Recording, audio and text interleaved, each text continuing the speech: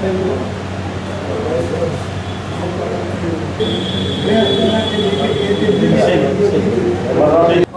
ये स्थितियाँ ऐसे पैदा हुई कि पहले तो जब मेरा प्रधान जब हमारे कांग्रेस का बना था तो पूर्ण बहुमत के साथ बना था।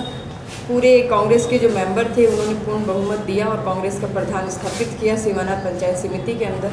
लेकिन कुछ नेता थे, उन नेताओं के अंदर हरीश चौधरी और पूर्व प्रधान ओमाराम जी, पूर्व प्रत्याशी ये महंत निर्मल दास जी और मुकुंद सिंह जी हमारे पंचायत समिति मेंबर हैं, वो इन सब ने मिलकर ये षड्यंत्र रचा और फिर इस षड्यंत्र के साथ 10 मेंबर को इन्होंने बीजेपी के साथ सौंपा। बीजेपी के साथ उन्होंने सांठगांठ की और ये अविश्वास के लिए गए।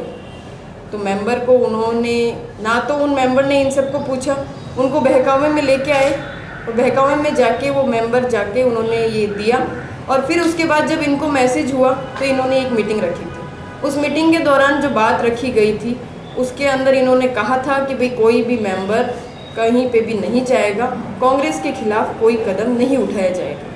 मुझे ये भरोसा दिलाया गया कि कांग्रेस के खिलाफ कुछ नहीं होगा, कि कांग्रेस की सीट कांग्रेस की ही रहेगी। इसलिए उन्होंने ये कदम उठाया? जी नहीं, कोई भी सदस्य इस तरीके की बात अगर बोल रहा है तो उसमें अंदर सिर्फ एक ही सदस्य है, मुकुंद सिंह राजपुरोहित, और कोई सदस्य नहीं हो सकता। क्योंकि अगर किसी विकास के काम में रोड़े अटक रहे थे तो हम विपक्ष में हैं, कांग्रेस की सरकार अभी विपक्ष में है और मैंने जो 2.5 साल में काम किया विपक्ष में रह के मैंने विपक्ष की भूमिका निभाई। लेकिन जो सत्ता है वो सत्ता ये चाहती थी कि मैं भ्रष्टाचार का काम करूं। उन्होंने मुझे कई बार दबाने की कोशिश भी करी, लेकिन मुझे उनके इस काम में कोई इंटरेस्ट नहीं था, मुझे इस तरीके का काम नहीं करना था। कांग्रेस ने हमेशा जनता के साथ रह के काम किया और मैंने कांग्रेस की जनता के लिए हमेशा काम किया है, हमेशा उनकी समस्याओं को सब जगह पहुँचाया है।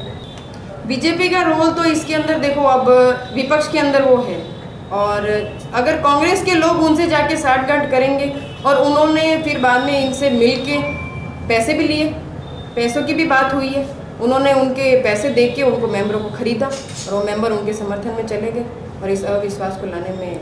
जहाँ तक बात पैसों की आई तो आप लोगों के पास ये चीज़ भी तो सामने, आप जैसे आरोप लगा रही है पैसों का, तो कुछ ऐसी भी सामने आएगी किसने दिए, कितने दिए, कैसे दिए, वो चीज़ भी आप लोगों के सामने आई होगी। हाँ तो वो दिए ना, तो वो प्रधान ने 10 लाख रुपए दिए हैं, सभी मेंबर्स को दिए हैं और इस 10-10 लाख रुपए। अच्छा। और इसके अंदर ये जो नेता हैं ये नेता भी इसमें शामिल है।